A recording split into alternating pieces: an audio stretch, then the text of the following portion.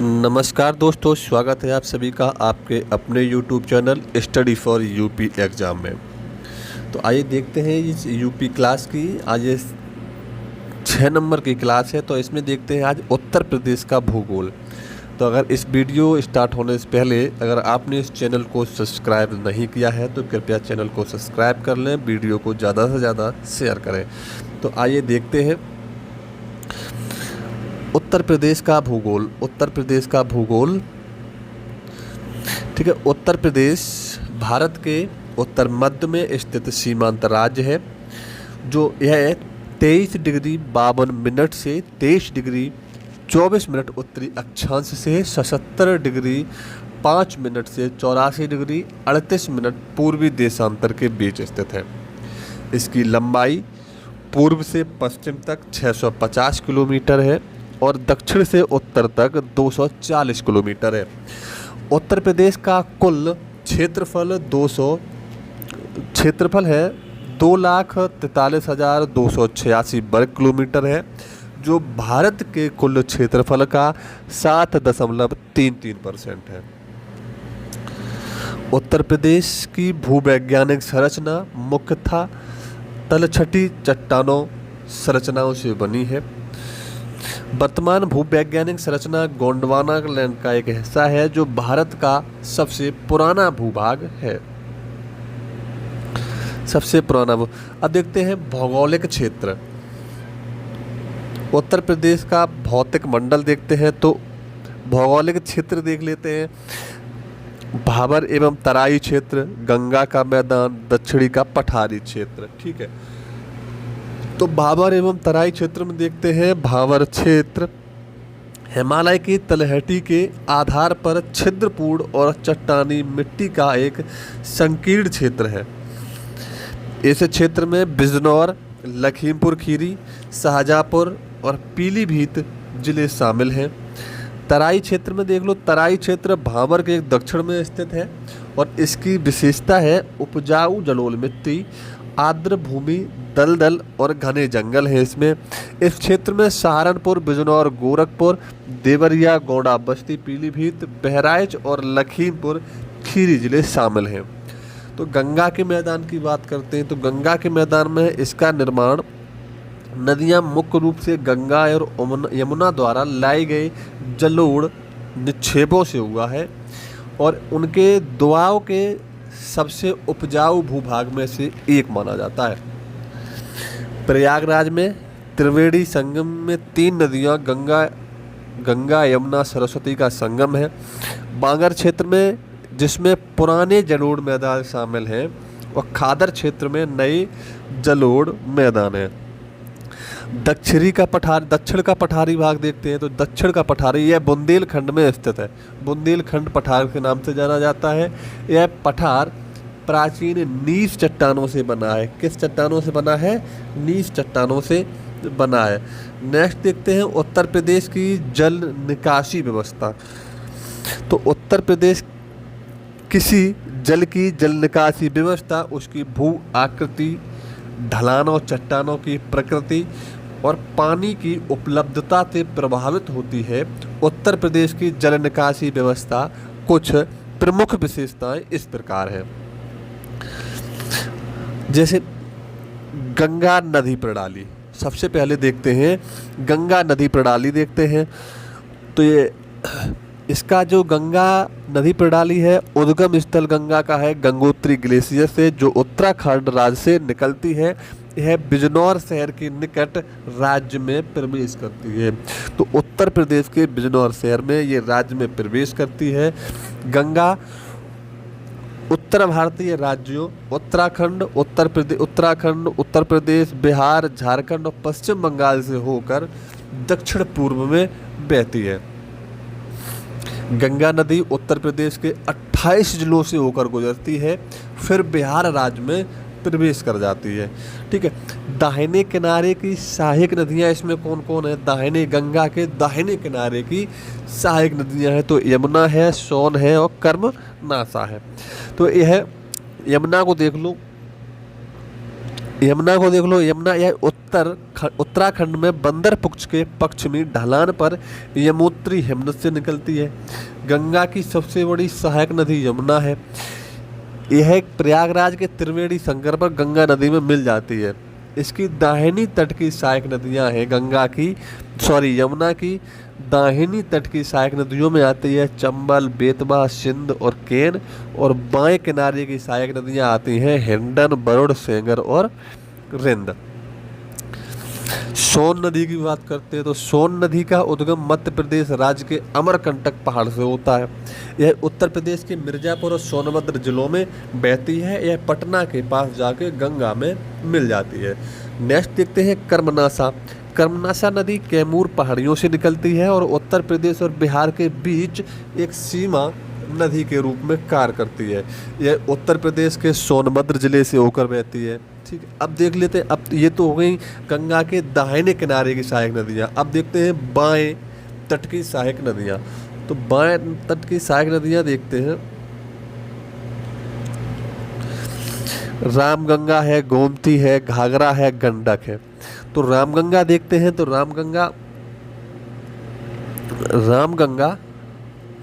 रामगंगा नदी भारत के उत्तराखंड राज्य के चमोली जिले में दूधातोली पहाड़ी के दक्षिणी ढलानों से निकलती है और उत्तर प्रदेश के बिजनौर जिले में कालाकड़ के मैदानी इलाकों से प्रवेश करती है।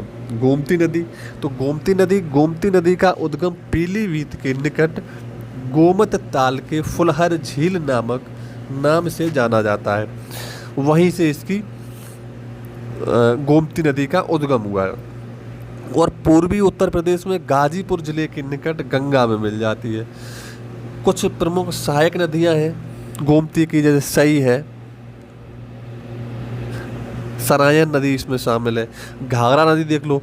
घाघरा नदी का उद्गम तिब्बत के मानसरोवर झील के निकट हिमालय से होता है। यह बहराइच, गोंडा, बाराबंकी, फैजाबाद जिलों से होकर गुजरती है। कुछ प्रमुख सहायक नदियों में से इसकी सरयू नदी, राप्ती नदी और शारदा नदी शामिल है। गंडक नदी की बात करें तो गंडक नदी तिब्बत के पठार से निकलकर महाराजगंज जिले से यूपी में प्रवेश करती है। अंततः यह पटना के निकट गंगा नदी में मिल जाती है। वरुण नदी की बात करें तो वरुण नदी यह उत्तर प्रदेश के फूलपुर प्रयागराज जिले के पास से निकलती है और वाराणसी के पास जाके ये गंगा में मिल जाती है। यमुना नदी है उसकी सहायक नदियों के बारे में बात कर देते हैं।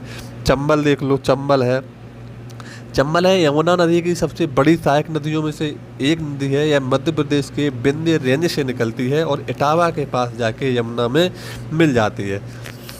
और इटावा से मिलने से पहले ये इटावा और राजस्थान से होकर बहती है। चंबल नदी अपने ऊबड़ खाबड़ और प्राचीन परिदृश्य के लिए जानी जाती है। सबसे ज़्यादा बेहड़ का निर्माण करती है चंबल नदी। बेतवा नदी, इसका उद्गम मध्य प्रदेश में विंध्य पर्वत श्रृंखला से होता है। बेतवा नदी हमीरपुर के पास यमुना नदी में मिल जाती है। हिंडन नदी देखते हो तो हिंडन नदी यह उत्तर प्रदेश के दिल्ली राज्यों से होकर बहती है। यह उत्तर प्रदेश के सहारनपुर जिले से निकलती है और गोंडा के पास यमुना में मिल जाती है। सिंध नदी यह विंध्य पर्वतमाला से निकलती है और उत्तर प्रदेश में नरोरा शहर के पास यमुना में मिल जाती है। केन नदी देख लो। केन नदी यह मध्य प्रदेश में मैकाल श्रेणी से निकलती है और बांदा के चिल्ला गांव के पास यमुना में मिल जाती है। नदी के किनारे प्रमुख स्थान देख लेते हैं। तो गंगा नदी के किनारे हैं गढ़मुक्तेश्वर, फतेहगढ़, विठूर, कानपुर नगर, उन्नाव, प्रयागराज, वाराणसी और बलिया। यमुना के किनारे हैं बागपत, मथुरा, आगरा, इटावा, हमीरपुर, कौशाम्बी और प्रयागराज। गोमती देख लो। लखनऊ, जौनपुर, सुल्तानपुर। सरयू नदी अयोध्या में, इसका महत्वपूर्ण स्थान सरयू नदी का है अयोध्या। ठीक है, नेक्स्ट देख लो राप्ती नदी। राप्ती नदी कहाँ बहती है तो राप्ती नदी गोरखपुर में। राप्ती नदी गोरखपुर में। बेतवा नदी हमीरपुर में।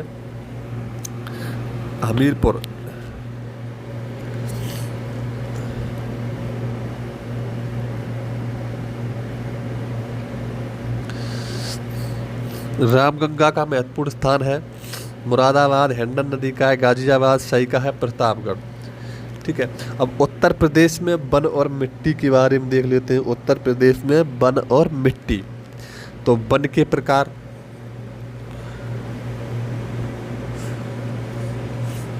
देख लो।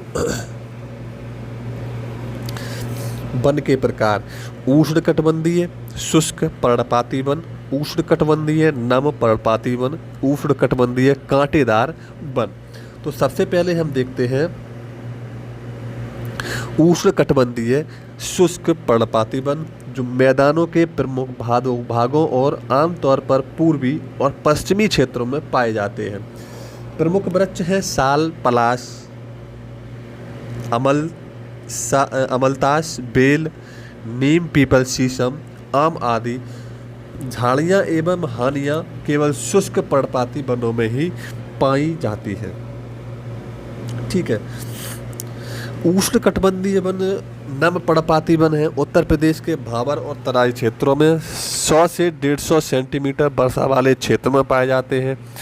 इन वनों का औसत तापमान 26 से 27 सेंटीग्रेड के बीच होता है और इनमें काफ़ी आर्द्रता होती है। नम पर्णपाती वनों में साल, बेल, अंजीर, महुआ, करौंदा, जामुन, बांस और बेंत आदि के पेड़ पाए जाते हैं। तो उष्णकटिबंधीय कांटेदार वन जो होते हैं राज्य के दक्षिणी भाग में पाए जाते हैं, जहां औसत वर्षा 50 से 70 सेंटीमीटर होती है। इन वनों में बबूल, कांटेदार फलियां, यूफोरबिया, फूली हुई झाड़ियाँ, कत्था, कांको, धामन, रेमुझा और नीम आदि के पेड़ पाए जाते हैं। अब मृदा के प्रकार देख लेते हैं। मृदा के प्रकार में आता है भाबर और तराई क्षेत्र की मृदा। सबसे पहले देखते हैं भाबर और तराई क्षेत्र की मृदा को। भाबर मृदा क्या है? इस क्षेत्र की मिट्टी बहुत उथली होती है और यह कृषि के लिए उपयुक्त नहीं होती। इसमें कंकड़ पत्थर भावर शिवालिक तलहटी के साथ साथ 8 से 16 किलोमीटर चौड़ी होती है।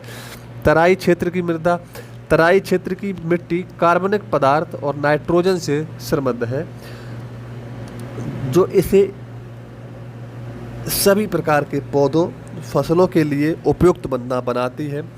भूमिगत जलधाराओं के फिर से उभरने से यह बेल्ट दलदली निचली भूमि बन जाती है। गंगा के मैदानों की मृदा देखते हैं। इन मिट्टी में जल धारण क्षमता अधिक होती है और जल निकास भी अच्छा होता है। गेहूं, चावल, चना, मक्का प्रमुख फसलें हैं। बांगर मृदा इस प्रकार की मिट्टी बजरी की उपस्थिति के कारण और कृषि में इसके नियमित उपयोग के कारण अधिक उपजाऊ नहीं होती। यह गंगा के मैदान के सबसे बड़े हिस्से को कवर करता है और आमतौर पर बाढ़ मुक्त क्षेत्रों में पाया जाता है।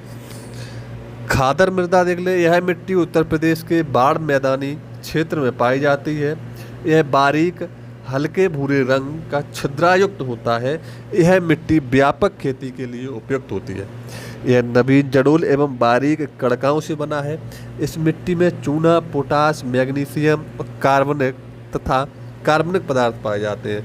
इसके अलावा इस क्षेत्र में कुछ मात्रा में लवणीय, क्षारीय, रेगिस्तानी, भूड़ और काली मिट्टी भी पाई जाती है। अब देख लो दक्षिणी पठार की मृदा क्या है। दक्षिणी पठार की मृदा, यह क्षेत्र पहाड़ी इलाकों और शुष्क परिस्थितियों को प्रदर्शित करता है। मिट्टी आमतौर पर बिंद चट्टानों से उत्पन्न होती है। मिट्टी में लाल और काले रंग का मिश्रण होता है। क्षेत्रों में बोई जाने वाली प्रमुख फसल गेहूं, ज्वार, चना आदि हैं। लाल मृदा देख लो। इसका निर्माण लाल बलुआ पत्थर की चट्टानों के अपक्षय से होता है और इसमें लौह ऑक्साइड की उपस्थिति के कारण इसका रंग लाल है। यह मिट्टी मुख्यतः प्रयागराज, मिर्जापुर, झांसी, सोनभद्र, बांदा, हमीरपुर, चंदौली के दक्षिणी भाग में पाई जाती है। काली मृदा या रेगुर मृदा क्या है? तो इसे देख लेते हैं। यह उत्तर प्रदेश के पश्चिमी जिले और बुंदेलखंड जैसे मिर्जापुर, झांसी और सोनभद्र जिलों में पाई जाती है। परवा मृदा, यह हल्के लाल भूरे रंग की बलुई दोमट मिट्टी होती है जिसमें कार्बनिक पदार्थ कम होते हैं। यह हमीरपुर, जालौन, यमुनाल नदी के तटीय भाग विशेषकर बीहड़ों में पाई जाती है। बाजरा और चने के लिए सबसे उत्कृष्ट पैदावार के लिए यह मिट्टी सबसे अच्छी प्रतिक्रिया देती है। मार मृदा क्या है? मार मृदा, मार मृदा यह इसका रंग काला है और प्रकृति में यह काफ़ी हद तक काली या रेगुर मिट्टी की तरह चिकनी होती है, लेकिन उतनी उपजाऊ नहीं है। मिट्टी नमी को अत्यधिक धारण करने वाली होती है। राकर मृदा क्या है? पहाड़ी एवं पठारी क्षेत्रों को ढलान वाले क्षेत्र इस मिट्टी से ढके हुए हैं। आमतौर पर इस मिट्टी में तिल या चना जैसी रबी जैसी उगाई जाती हैं। मोंटा मृदा, मोंटा मिट्टी लाल रंग की होती है और आमतौर पर बाजरा जैसे अनाज उगाने के लिए उपयुक्त होती है। विंध्य के पहाड़ी क्षेत्रों में पाई जाने वाली इस मिट्टी का रूप टूटे हुए कंकड़ पत्थर है। उत्तर प्रदेश की जलवायु देख लो। अब उत्तर प्रदेश की जलवायु को देखते हैं।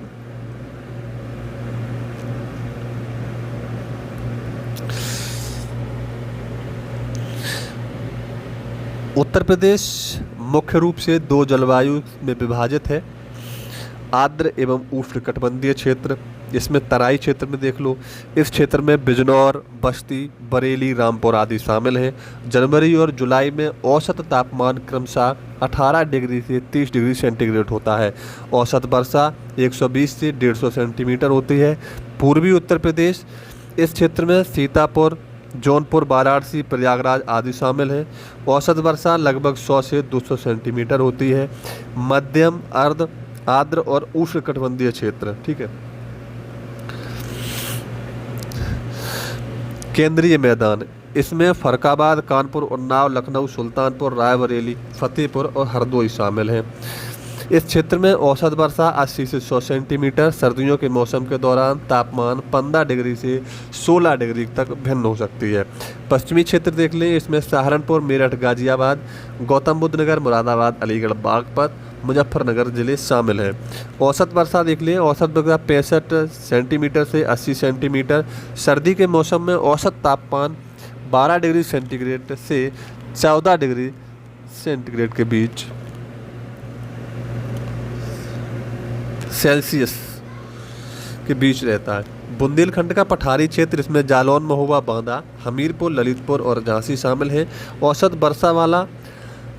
वर्षा लगभग 80 सेंटीमीटर से 100 सेंटीमीटर तक होती है। गर्मी के मौसम में तापमान 40 डिग्री सेंटीग्रेड से 45 डिग्री रहता है। सर्दियों में 18 से 19 डिग्री तक तापमान रहता है। यूपी की ऋतु में सर्दी दिसंबर से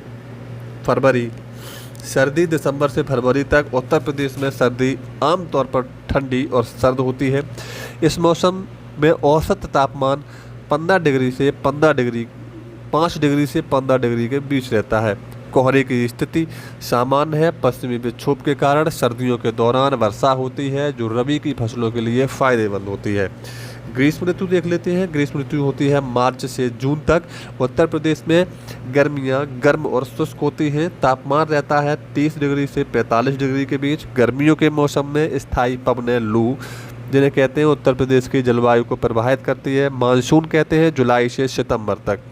इस मौसम के दौरान दक्षिणी पश्चिमी मानसून हवाओं के कारण राज्य में काफ़ी मात्रा में वर्षा होती है। राज्य के विभिन्न हिस्सों में वर्षा असमान रूप से वितरित होती है और पूर्वी दक्षिण पूर्वी क्षेत्रों में पश्चिम भाग की तुलना में अधिक वर्षा होती है।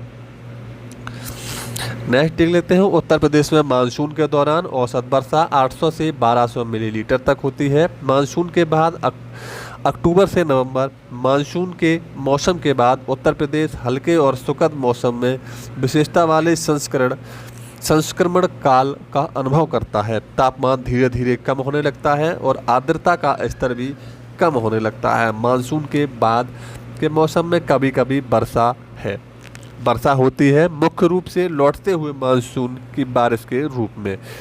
भारत में 15 कृषि जलवायु क्षेत्र हैं जिन्हें आगे सजातीय 72 उप क्षेत्रों में विभाजित किया गया है। जोन है एक,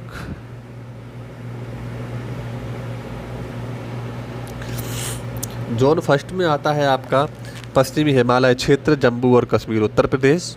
जोन सेकंड में आता है पूर्वी हिमालय क्षेत्र, जिसमें असम, सिक्किम, पश्चिम बंगाल और सभी उत्तर पूर्वी राज्य आते हैं। जोन थर्ड में आता है गंगा, निचला गंगा का मैदानी क्षेत्र, पश्चिम बंगाल।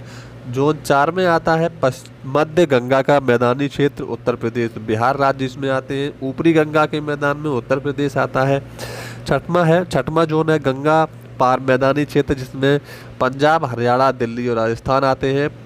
जोन 7 पूर्वी पठार और पहाड़ी क्षेत्र, जिसमें महाराष्ट्र, उत्तर प्रदेश, उड़ीसा, पश्चिम बंगाल आता है। जोन 8 में आते हैं मध्य पठार और पहाड़ी क्षेत्र, एमपी, राजस्थान और उत्तर प्रदेश आता है। जोन 9 में आते हैं पश्चिमी पठार और पहाड़ी क्षेत्र, जिसमें महाराष्ट्र, मध्य प्रदेश और राजस्थान आता है। जोन 10 में आता है दक्षिण पठार और पहाड़ी क्षेत्र, जिसमें आंध्र प्रदेश, कर्नाटक, तमिलनाडु आता है। जोन 11 में आते हैं पूर्वी तट के मैदान और पहाड़ी क्षेत्र, जिसमें उड़ीसा, आंध्र प्रदेश, तमिलनाडु और पांडिचेरी आते हैं। जोन 12 में पश्चिमी तट का मैदान आता है और घाट क्षेत्र आते हैं, तमिलनाडु, केरल, गोवा, कर्नाटक, महाराष्ट्र। जोन 13 में आते हैं गुजराती मैदान और पहाड़ी क्षेत्र, गुजरात। जोन 14 में आते हैं पश्चिमी शुष्क क्षेत्र, राजस्थान। जोन 15 में आते हैं द्वीप क्षेत्र, अंडमान और निकोबार, लक्षद्वीप। उत्तर प्रदेश को 9 कृषि जलवायु क्षेत्रों या जोनों में विभाजित किया गया है। ठीक है, तो यहाँ से नेक्स्ट देख लेते हैं। भाबर एवं तराई क्षेत्र। जिले सहारनपुर, मुजफ्फरनगर, बिजनौर, मुरादाबाद, रामपुर, बरेली, पीलीभीत, शाहजहाँपुर, लखीमपुर खीरी, बहराइच और श्रावस्ती। मिट्टी के प्रकार हैं जलोढ़ न्यूनतम से मध्यम, फास्फोरस मध्यम से उच्च, पोटेशियम और कार्बनिक पदार्थ अधिक मात्रा में मौजूद हैं। औसत वार्षिक वर्षा 1400 मिलीमीटर से। तापमान रहता है 5.5 से 38.4 सेल्सियस। प्रमुख फसलें हैं चावल, गेहूं और गन्ना। मैदानी क्षेत्र के देखते हैं। मैदानी क्षेत्र में है जिले हैं सहारनपुर, मुजफ्फरनगर, मेरठ, बागपत, गाजियाबाद, गौतम बुद्ध नगर और बुलंदशहर। मिट्टी के प्रकार हैं जलोढ़, पीएच मान सामान्य से क्षारीय और कार्बनिक पदार्थ न्यूनतम से माध्यम मात्रा में मौजूद होते हैं। औसत वार्षिक वर्षा है 795 मिलीमीटर। तापमान है 1.5 से 43.3 सेल्सियस। प्रमुख फसलें हैं चावल, गेहूं और गन्ना। नेक्स्ट देख लेते हैं मध्यमी पश्चिमी क्षेत्र, जिसमें इसमें जिले आते हैं बरेली, बदायूं, पीलीभीत, मुरादाबाद, रामपुर, बिजनौर और शाहजहाँपुर। मिट्टी के प्रकार हैं कैसे हैं, तो पीएच मान थोड़ा क्षारीय होता है, कार्बनिक पदार्थ मात्रा इसमें अधिक मौजूद होती है। औसत वर्षा का है 1032 मिलीमीटर। तापमान रहता है 4.5 से 45.4 सेल्सियस। प्रमुख फसलें हैं गेहूं, गन्ना और चावल।